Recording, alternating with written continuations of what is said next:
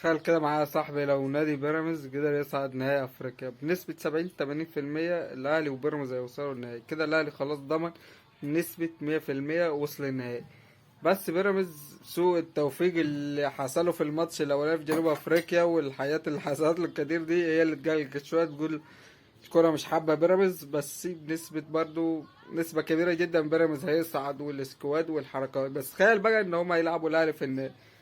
المدرب بتاعه ده هيجيله عرض لنادي الدحرج ويجري السعودي ب1 مليون دولار في السنة على طول. مش في وسع يا صاحبي.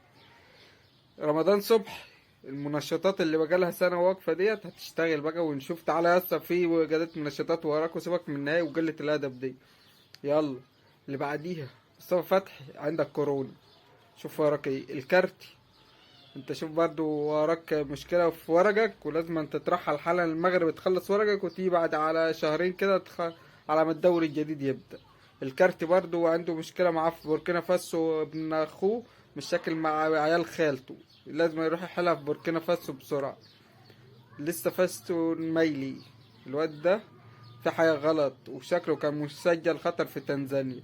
يروح يشوف وراه ايه برضه، يعمل كعب داير ويرجع على بعد النهائي، وبقابلني بعد كده برضه لو كسبته منه البطولة.